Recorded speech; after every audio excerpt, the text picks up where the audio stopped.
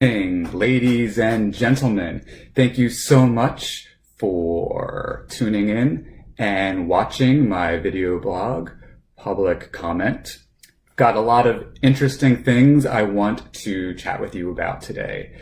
These things would include, of course, the fact that the Speaker of the House, Nancy Pelosi, is now on the record as saying that the Attorney General of the United States of America under the Trump administration, Barr, in fact, has lied under oath and committed a crime.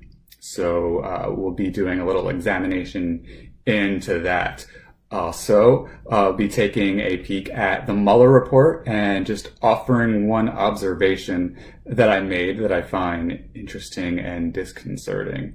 And also, we'll be talking about Joe Biden, the former vice president, and why I believe he's in fact not the ideal candidate for president, why I do not think he's the best primary contender among the Democrats. So then with that, we'll get started talking about what is obviously the breaking news today. I'm just doing a quick sound check here. So let's just see how that's working. If you will forgive me for just 3 seconds, I just want to make sure. Okay, it works. I just wanted to do a quick sound check there. Okay, so you may or may not know that, in fact, Nancy Pelosi did speak today.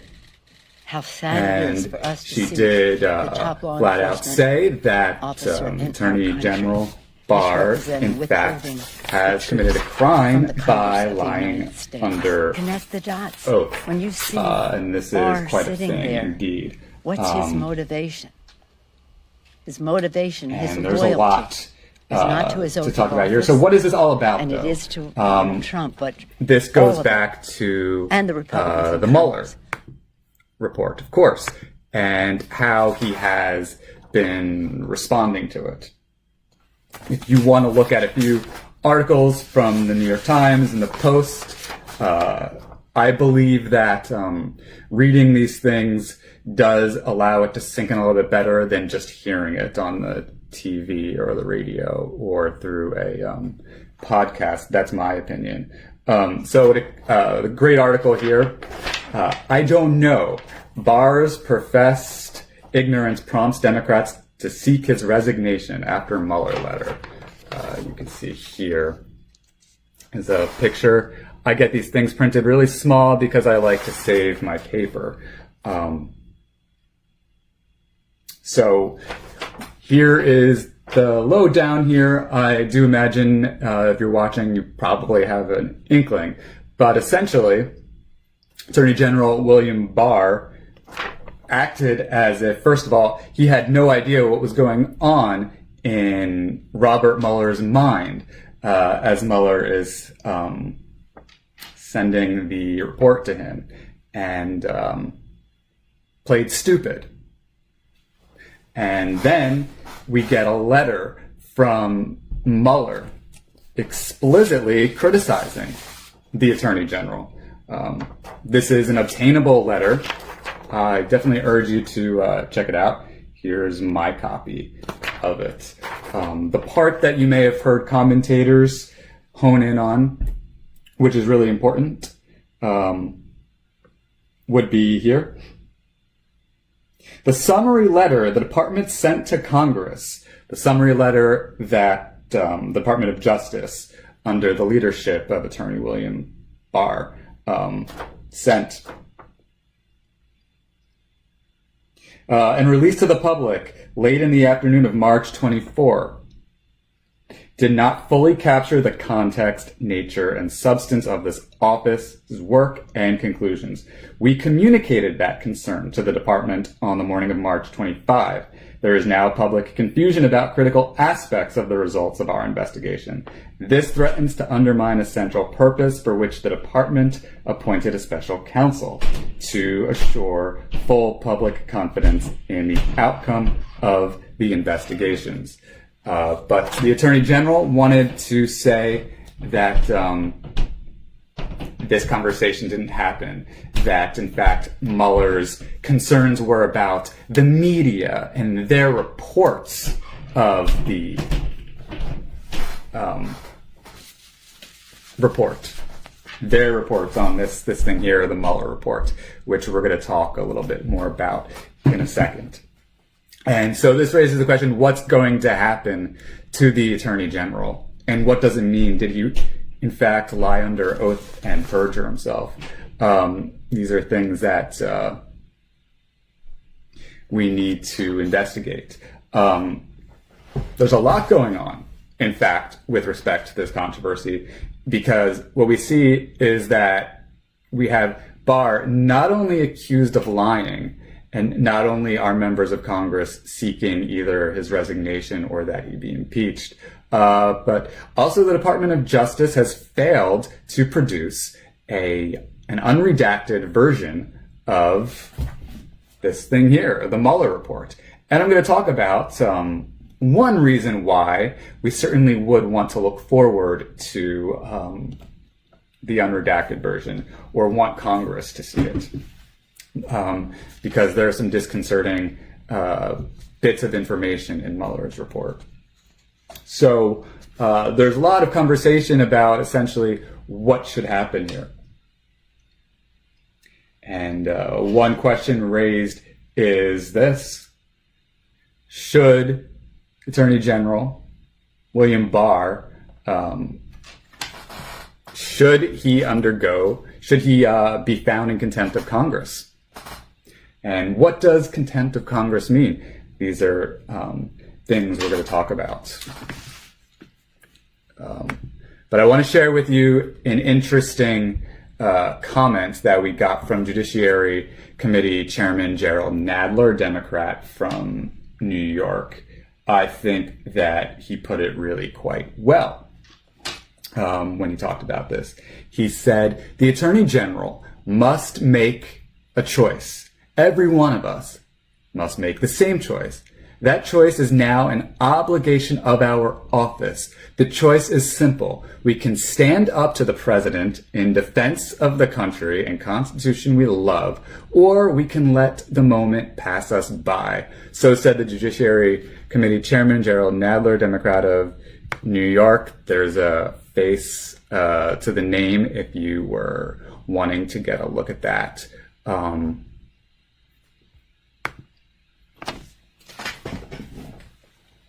I think that's really, that really has to leave us with a moment of reflection and pause here. Because indeed, we find ourselves wondering about the rule of law at this point. If in fact, we could say, as Nancy Pelosi did, that, and other members of Congress have said, that Attorney General Bill Barr lied under oath. And that's a crime. That's perjury. What's going to be done about it? Is anything going to be done about it? What does it mean if nothing is done about it? And what does this mean also about the accountability of the president and whether or not he breaks laws? And what does this mean about how we're all going to perceive the rule of law? And what happens when we see only a selective group of people accountable to the law, whereas other people won't? And what kind of divisiveness could this create? And what kind of dissent in morale in this country could we observe and experience? And how will this change further the way the world views the United States of America? So, yeah, that's really something to think about. Right, so bottom line, as Mueller said, Barr, his characterization of Mueller's report before the report was sent, quote, did not fully capture the context, nature, and substance, to use his words, of his investigation. On the one hand, and then being questioned about it. I just wanted to find the article that I read that struck me most about this.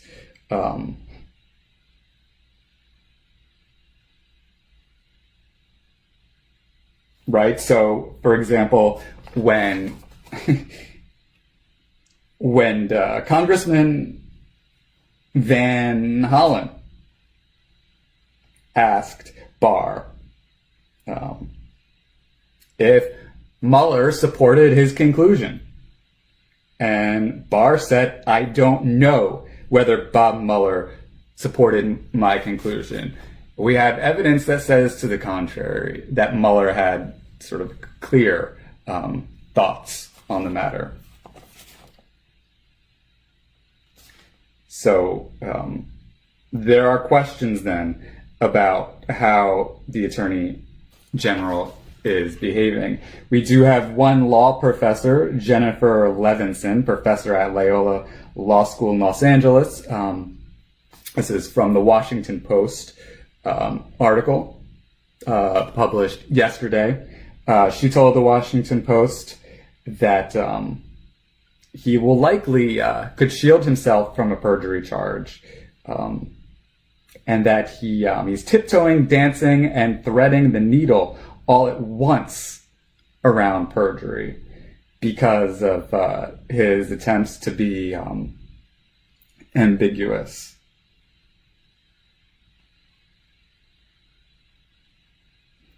So the question's going to be, to what degree can Barr be held accountable? And what does this mean for us? So one of the options here is something called, I apologize here, contempt of Congress. And that raises a question. What is contempt of Congress?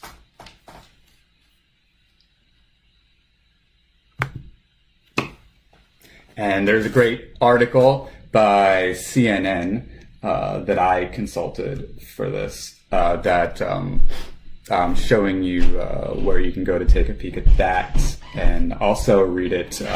But essentially, what is contempt of Congress? I mean, the call to find Attorney General Barr in contempt of Congress arguably is going to be pretty meaningless. Now, there are different things that can be done, but okay, so what does it actually mean? I mean, you can, of course, read this for yourself, but essentially it means that Congress is saying that you're obstructing their investigation. And so what happens if, in fact, Barr is held in contempt of Congress? Well, a few things could happen.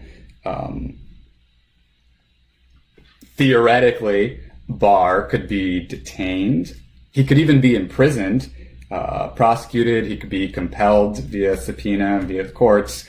But what precedent exists that this kind of thing would happen? Of course, we live in unprecedented times, or virtually unprecedented times. This would be if, in fact, Attorney General Barr did happen to be found in contempt of Congress. This would only be the second time in the entire history of this nation of ours that a member of the president's cabinet will have found him or herself in this place. And the last time this happened, of course, was when Attorney General Eric Holder was found in contempt of Congress over issues with the Fast and Furious investigation earlier this previous decade. But that really didn't amount to anything. So this really just raises the question of what significance it really would have if we were to find the Attorney General in contempt of Congress.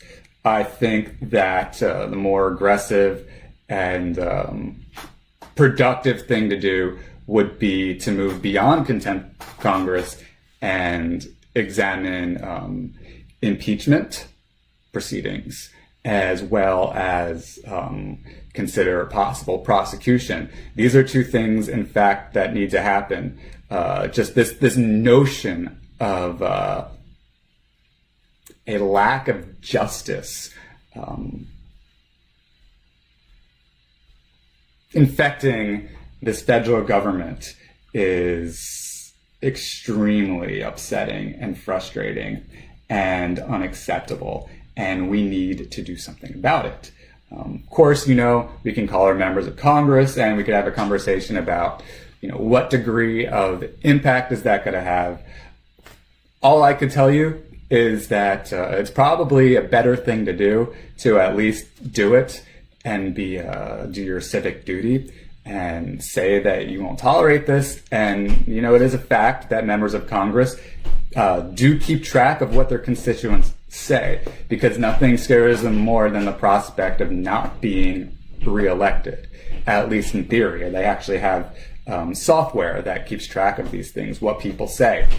So if their phones are flooded with complaints about the Attorney General lying under oath about what in fact did take place between him and the special investigator Robert Mueller and his investigation into Russian interference in our elections and their associations with the Trump campaign, I mean, it's better to do it than not do it, in my opinion.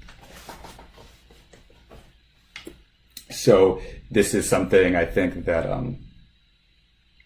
we really need to think pretty deeply about. And that was the significance of that quote by Nadler that we were talking about.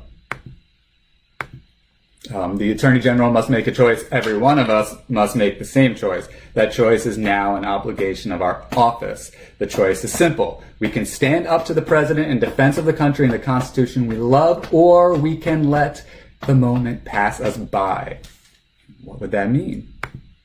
To let law enforcement become less and less significant in this country. And that's just utterly unacceptable.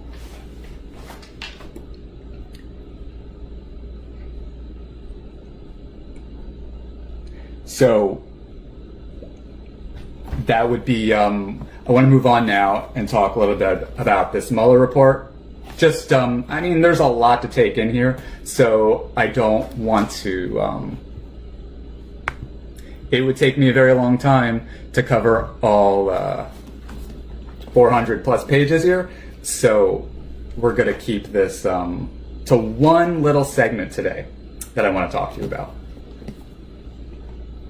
One little thing to think about, and I would argue, though, that this is pretty darn significant.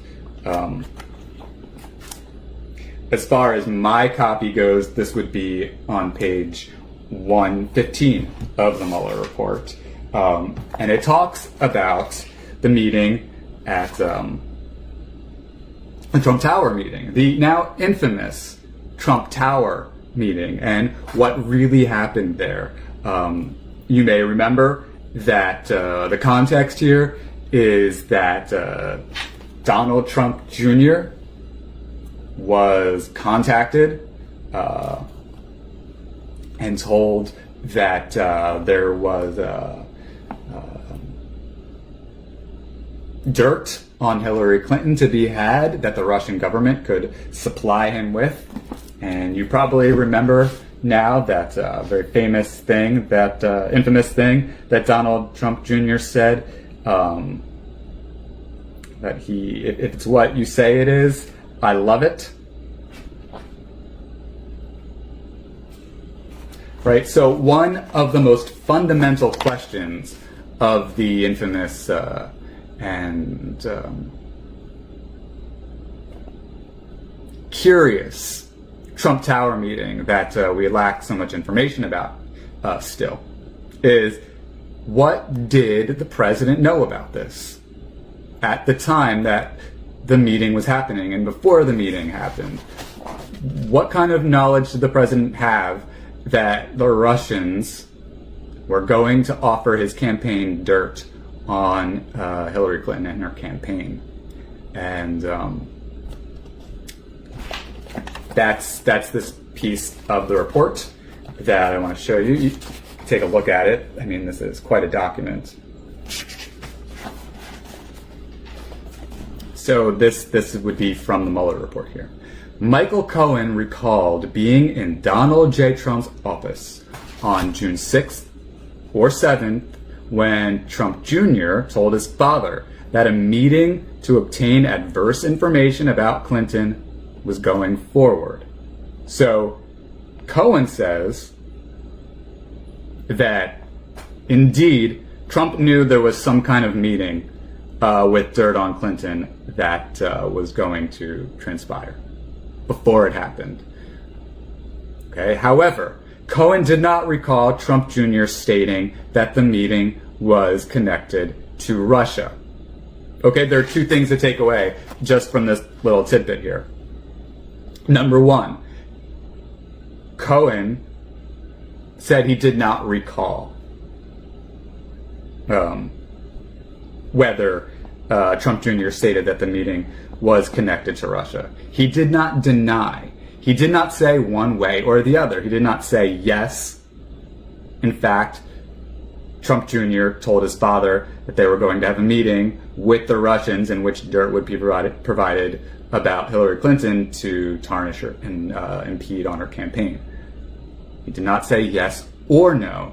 And this, in my opinion, as we've watched a variety of testimonies, as we consider Trump's own written answers to questions to the special counsel's investigation, there's a lot of I don't remember. You can remember Jeff Sessions when he was questioned by Congress. He said a lot, I don't remember. And saying you don't remember something is very different than a confident assertion or a confident denial. So I would leave that for you to contemplate. Okay, the report moves on. From the tenor of the conversation, Cohen believed that Trump Jr. had previously discussed the meeting with his father, although Cohen was not involved in any such conversation. Now, the question would be raised, why did Cohen believe that Trump had previously discussed the meeting with his father? And I wonder why we didn't get a little bit more probing into that. But nonetheless, he did volunteer that belief. It could be that Cohen's lying. It could be that Cohen is telling the truth. And we move forward here. In an interview with the Senate Judiciary Committee, however, Trump Jr. stated that he did not inform his father about the emails or the upcoming meeting. Now, what I want you to take note of here is that in the case of Trump Jr., before the Senate Judiciary Committee, a flat denial. He did not say, I don't remember if I emailed my father. I don't remember if I talked to my father, the president, about an upcoming meeting with the Russians providing dirt on Hillary Clinton. He didn't say, I don't remember. He flat denied it. Now, this is interesting because Mueller and his group of writers here proceed. Similarly, neither Manafort nor Kushner recalled anyone informing candidate Trump of the meeting, including Trump Jr. That's key because Trump Jr. is offering a flat denial. In no way, shape, or form, he's suggesting to us, did I convey to my father, the president, the now president of the United States, that we were going to meet with Russia for this dirt on Hillary? But Manafort and Kushner don't deny it. They just say they don't remember. Now, we can speculate, we can try to infer something, and I'm not going to say one way or the other that this provides any kind of solid evidence or anything. that in fact Trump perhaps knew indeed that the meeting was with Russia. However, the lack of a confident denial by these two individuals both strikes me as something that we need to talk more about, something that needs to be further explored and investigated. And also, I think suggests, in fact, that it is possible, pardon me, forgive me, my pen's dropped, that it is possible that there is reason, circumstantially, to indeed suspect that, in fact, Trump knew. Because it would appear that two particular individuals wanted to protect themselves from perjuring themselves about it, as opposed to offering a flat denial. Why couldn't they deny it? That's the question. Why couldn't Kushner or Manafort offer a flat denial? That, to me, smells pretty intensely of trouble. And the fact that, indeed, it would seem that Trump knew, and it would seem that if Trump knew, there's serious questions, I think, beyond impeachment, but, bordering on treason, really, in conspiring with an enemy government to illegally coordinate election interference. We have intense reason here. And so just because the Mueller report didn't reach the degree of evidence that confirmed unequivocally of collusion doesn't mean that there was no conspiracy between Russia and the Trump administration. What it means is that the evidence was lacking. And as some commentators have said on the news, which tends to be the opinion I'm leaning towards, is this. It is a fact, right, in the second volume of the Mueller report, that it is all about the obstruction of justice case, which Mueller did not say, he did not say that Trump was innocent of obstruction of justice. He cannot clear him of that. When you obstruct justice, as other folks have said on TV, when you obstruct justice, you literally try to prevent an investigation from acquiring evidence, such as through lying. We've had members of the Trump administration caught lying. Paul Manafort, his former campaign chairman, being one of them. So the bottom line then is this.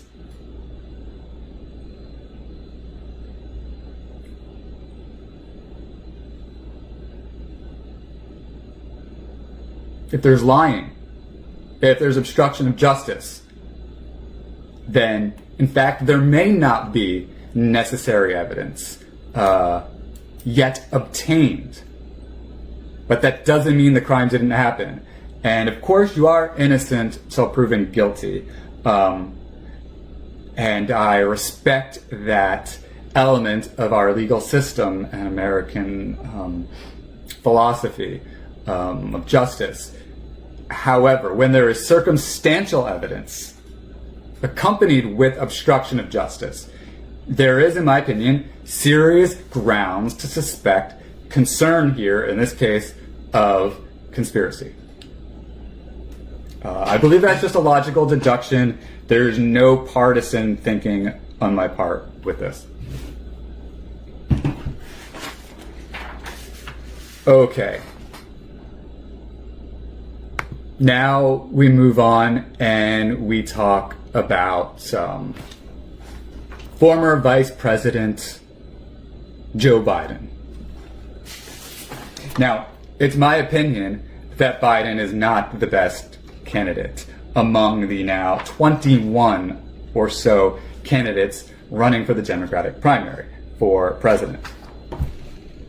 And there are a few reasons. I'm just going to touch on a few. There was a very interesting article that came out of the New York Times today. I believe I failed to do my due diligence and snag a picture of this, but here's the article. It's Biden faces conflict of interest questions that are being promoted by Trump and allies. It was published last night by the New York Times. You could at least take a look here if you're curious. So this is a really interesting, somewhat complicated story, but I'm going to try to make this as simple as I can for you.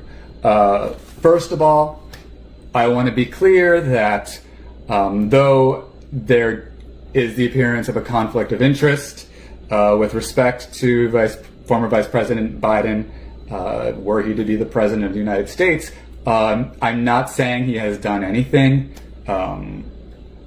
illegal.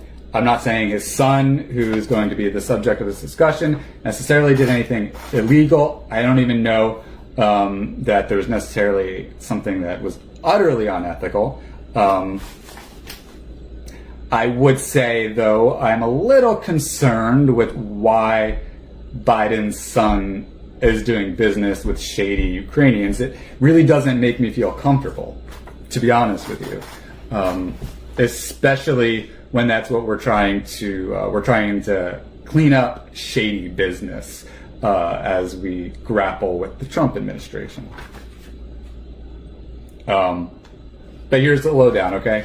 So we're talking here about Joe Biden's son, Hunter Biden. Now, Hunter Biden served on the board of the Burisma Holdings natural gas company, which was owned by Ukrainian oligarch Mykola Zlochevsky.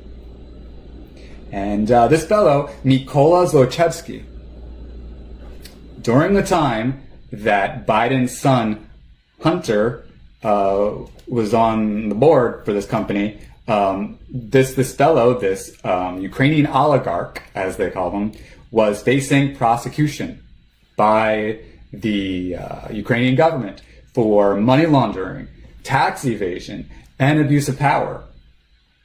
And it's alleged here that Biden's son was involved with legal dealings of the Burisma Holdings natural gas company. Of course, Hunter Biden denies this and says that in no way, shape, or form did he have any kind of involvement with legal stuff going on with this company. And that may be true. But I do think there needs to be a conversation about the appearance of a conflict of interest. First of all. Second of all, I'm just a little bit weary about judgment here. In the first place, if you go back to 2014, when this was realized by the Washington Post back in 2014, I just think it was actually inappropriate on the part of the Obama administration to even have Biden involved in anything relating to Ukraine when his son had rather deeply direct ties to a alleged Ukrainian criminal, who, by the way, fled the country after the sort of rogue former Ukrainian president Viktor Yanukovych was ousted and fled. So there's just a sense of Biden's son sort of being around someone, having to do with someone he shouldn't have had anything to do with. And it does lead you to wonder why. And it makes me uncomfortable again that Biden would have had anything to do with Ukraine in this case. But he did, because Biden, as vice president, was part of trying to lobby Ukraine for various policy positions that the Obama administration wanted Ukraine to take. And I want to quote here Adam Taylor, who wrote about this back in 2014 for the Washington Post. He put it this way, and I like the way he put this, and this is what I want you to think about. The appointment of the vice president's son to Ukrainian oil board looks nepotistic at best, nefarious at worst. No matter how qualified Biden is, it ties into that idea that U.S. foreign policy is self-interested, and that's a narrative Vladimir Putin has pushed during Ukraine's crisis, with references to Iraq and Libya. It clashes with the U.S. narrative that this is all about international law and human rights. The part of this quote that I really like goes back to this. The appointment of the vice president's son to Ukrainian board looks nepotistic at best, nefarious at worst. I mean, it just has a bad look. And you could argue and say, isn't that shallow, superficial, etc., etc. But if you even think about, for example, the emoluments clause of the Constitution, the emoluments clause isn't in the Constitution just because, it isn't there just because the goal is to prevent the president from being bribed by foreign officials, right? But it's also there to curb the appearance of bribery, the appearance of a conflict of interest, because the appearance of conflict of interest hurts the legitimacy of government dealings. It gives people grounds for discomfort and suspicion. Not to mention, it sort of creates an air for inevitable biases. I'm sorry, but can you really be doing the business of foreign policy so directly with another country when your son is implicated in a criminal case that has a lot of pressure on it? I just think that it would be unreasonable to assume a father wouldn't have that on his mind in the dealings. I mean, I think it's inappropriate. I was never in love with Obama's foreign policy in particular. I thought that was one of his weaknesses, but I just think this is also really poor judgment on Biden's part. Moreover, I think this is a serious liability with respect to running against Trump in terms of campaigning and how it could be perceived as we probe into this, as the right-wing media probes into this. Again, there may be no actual illegal or inappropriate occurrences that transpired as a result of this, but it looks bad politically. It looks bad as a public relations issue, and I'm not sure that this gives us a reason to feel especially confident with respect to Biden's sense of judgment, of ethical judgment, in my opinion. It's a serious blemish. And that's why I'm actually glad that the New York Times posted an article about this, because better to do it and get this out of the way so that we can have a more solid candidate. So, I mean, bottom line, I just think that I think Biden is extremely vulnerable. There's one more thing I want to talk to you about with respect to Biden.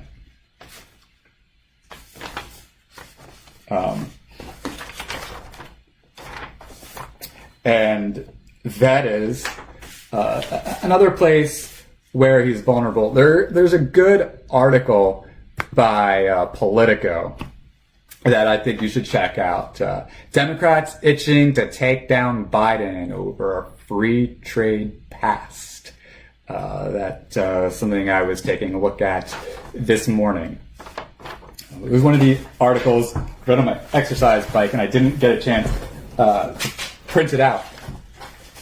But this article examines the fact that when you're looking at how the politics is going on, say, in some of the Midwestern states where, manufacturing went abroad and people lost jobs to, overseas transplanting, so to speak. People were really frustrated, and Trump's message resonated with these voters. So the argument that people are making for Biden is that he can appeal to this,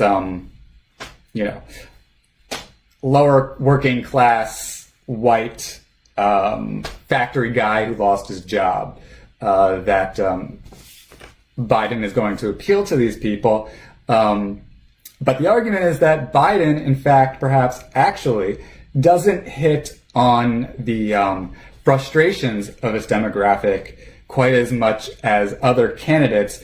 And as the primary debates go on and as more policy talk comes on here, it's possible that Biden is just not going to push hard enough on this issue. And in fact, you could have people like Bernie Sanders appeal to these people, perhaps with much greater resonance. There's an interesting, that's the wrong photo. I apologize about that. But there's an interesting video you can check out on Bernie Sanders' Twitter account, where he talks about how he voted against NAFTA. He talks about some interesting policies. He makes the point, I didn't see a citation for the statistic. However, he talks about essentially over the last 40 years, manufacturing workers, factory workers, haven't made much more than 40 cents over the last 4 decades. And so Biden makes this really visceral video about it, which he tweeted, and he provides 2 very interesting policy proposals. Number one, he talks about passing an executive order to end permission for companies and corporations that leave the United States to get federal contracts. He also says no more tax breaks for factories that go overseas. I have not yet heard Biden offer an explicit anything better. I actually would agree with Senator Sanders on these 2 policies. There's no reason for people who leave the country to get federal contracts, and I don't say that for any kind of nationalistic reason. More specifically, I would say if you leave the country as a corporation and you employ people at exploitive rates, in that case, I believe you should not get federal contracts.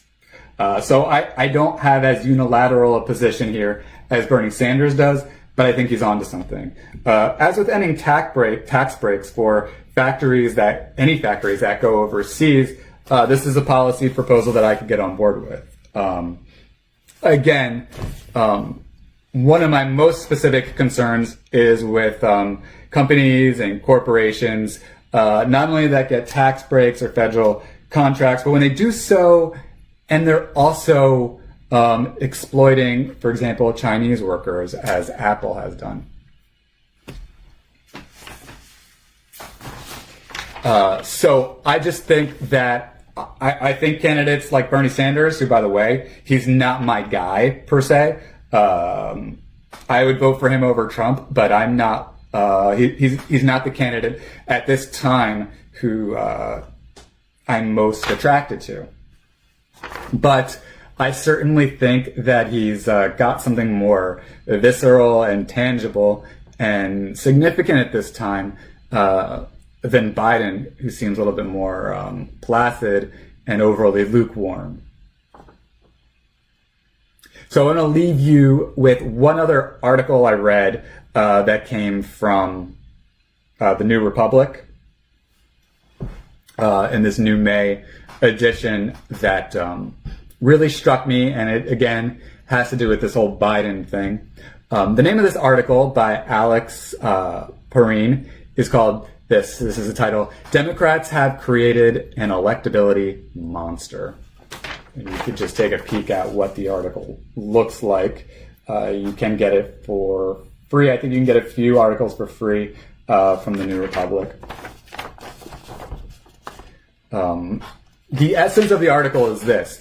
Perrine is saying this whole notion of Biden being the most electable candidate, first of all, might not be true. Second of all, why are we prioritizing a presumptuous notion of electability as opposed to who the best candidate is? And so this is, I'm going to cite just a little bit from this article for you to think about. Perrine writes the following. Electability is a crock of shit. It is defined like political moderation only in terms of opposition to things people want, but are told they can't have, ranging from anti-war politics to left-wing economic populism to even the cultural liberalism that is seemingly the cornerstone of the modern Democratic Party.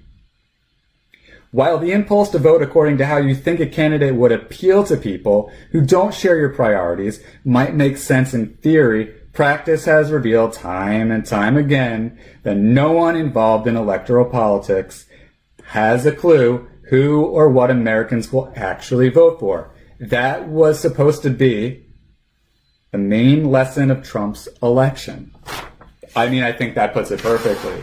I share this opinion too, that there is a conversation to be had about needing to defeat Trump. It's sort of a crisis situation. As we can see, we've got the Attorney General lying to the American people, lying to Congress, and at present getting away with it, and Republicans looking the other way and in fact attacking the Democrats instead of any accountability whatsoever. So we've got an actual erosion. We've got an actual destruction, a chopping, a cutting away at the rule of law right now.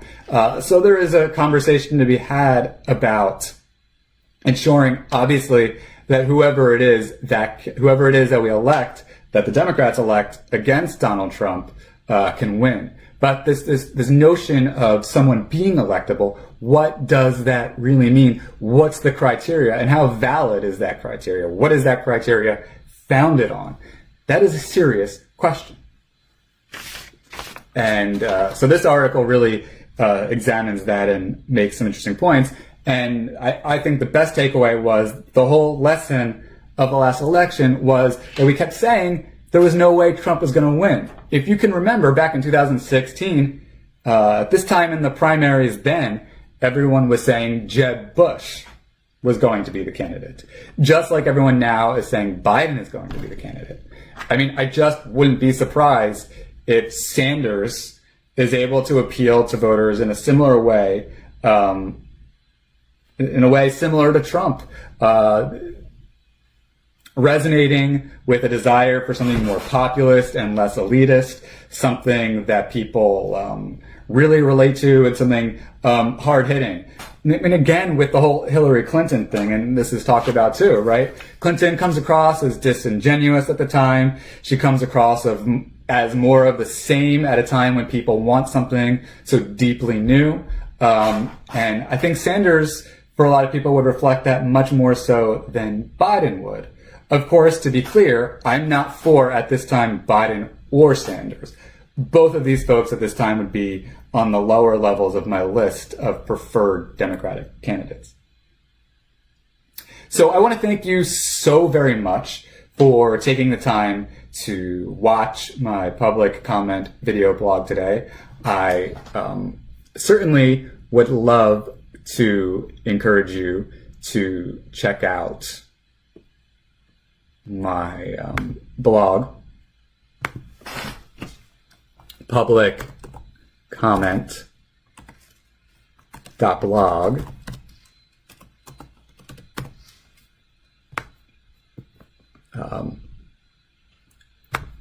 should totally check it out. Give the website a look and enjoy some other political commentary, other aspects of the conversation going on. And obviously, I would want your point of view as well. I'd love for you to tell me what you think. I know that we're not always going to agree. We're not always going to agree, and that's okay.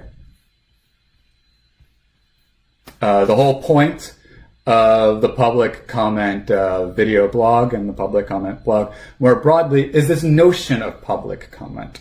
You see, back when I used to go to town council meetings,